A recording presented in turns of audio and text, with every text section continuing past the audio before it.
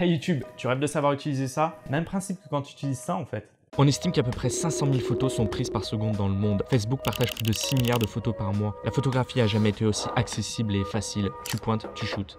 Et pourtant ça existe encore? Not on my watch. La photographie, c'est pas si compliqué.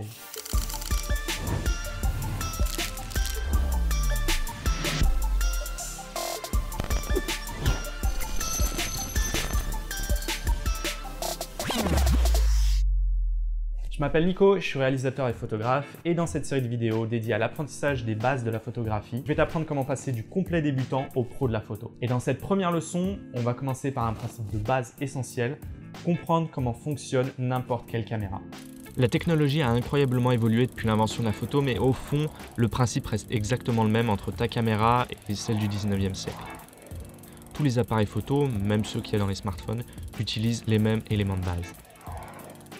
D'abord, une chambre noire, qui isole le matériel photosensible de la lumière afin qu'on puisse nous-mêmes déterminer quelle quantité il va recevoir.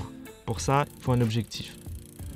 Un objet qui réfracte la lumière pour la concentrer sur la surface sensible qui repose au fond de la chambre noire. Ensuite, toutes les caméras ont un iris placé devant la surface sensible qu'on appelle diaphragme et dont on peut modifier, sur la plupart des caméras, le degré d'ouverture et comme ça déterminer la quantité de lumière qu'on laisse entrer. Enfin, on trouve l'obturateur, un rideau que l'on ouvre plus ou moins longtemps pour choisir la durée d'exposition à la lumière. Toutes les caméras, depuis l'invention de la photographie, fonctionnent avec ces éléments sur ce même principe. Déterminer la quantité de lumière avec laquelle on va exposer une surface sensible. La seule chose qui a vraiment changé en 150 ans, c'est le matériel utilisé en tant que surface sensible. On est passé des surfaces chimiques à des capteurs numériques. Et c'est ce passage du film au digital qui est vraiment la plus grande révolution dans la photographie depuis son invention.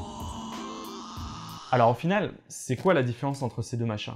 Il y en a deux principales. La première, c'est la méthode utilisée pour prévisualiser l'image qu'on veut capturer. La surface sensible est dans la chambre noire et devant on place l'obturateur, le diaphragme, l'objectif. Comment voir la photo qu'on veut prendre? Une première méthode, celle des réflexes. À l'intérieur du boîtier, la lumière est réfléchie sur un miroir, puis sur un pentaprisme jusqu'au viseur. L'avantage de ces réflexes, c'est la qualité que l'on peut obtenir du fait de la possibilité de changer les objectifs. L'inconvénient, c'est leur taille et leur poids, du fait qu'ils doivent être suffisamment grands pour contenir tout le système de miroir, qui va devoir se relever à chaque fois qu'on déclenche pour exposer le capteur. Et à cause du miroir, l'objectif est loin du capteur, donc il faut qu'il soit assez gros lui aussi pour projeter suffisamment de lumière. Une autre méthode qui permet aussi des caméras à objectifs interchangeables, c'est celle des mirrorless. Simplement, ils ont ni miroir ni prisme, du coup l'appareil peut être bien plus petit et plus léger, ainsi que les objectifs. Comment ça fonctionne? Le viseur est un viseur numérique, c'est-à-dire que l'image reçue par le capteur est retransmise en temps réel, numériquement, au viseur. Ton smartphone utilise cette méthode, mais aussi les réflexes lorsque tu passes en mode live view. La deuxième différence, et la plus importante entre tous les types de caméras, c'est la taille de la surface sensible du capteur. La taille standard, c'est celle qu'on appelle le plein format, qui correspond à la taille des anciens films 35 mm, à savoir 24 par 36 mm. Il en existe des plus grandes, comme le moyen format, mais plus généralement des plus petites. Les formats APS-H et APS-C, le micro 4 tiers et des formats encore plus petits utilisés par des appareils photo compacts ou des smartphones. La taille du capteur est extrêmement importante puisque plus la taille sera grande, plus le capteur recevra la lumière et donc sera plus performant dans l'obscurité. Ça va aussi jouer sur la profondeur de champ. Plus le capteur est grand et plus on aura la possibilité d'avoir une faible profondeur de champ. C'est la quantité, mais aussi la qualité, du flou de profondeur d'une image qui permet de détacher un sujet d'un arrière-plan. C'est une notion encore un peu floue, mais on reviendra dessus en profondeur dans une prochaine vidéo. Contrepartie, plus le capteur est grand, plus l'appareil doit l'être aussi, et plus il coûte cher. La taille du capteur va aussi jouer sur l'angle de champ généré par l'objectif, mais là encore c'est une notion qu'on abordera dans une vidéo entièrement dédiée aux objectifs.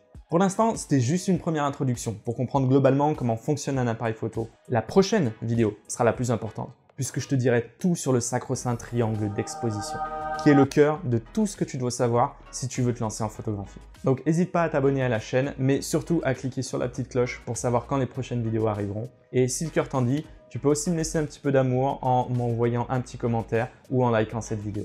See you mate, keep on creating.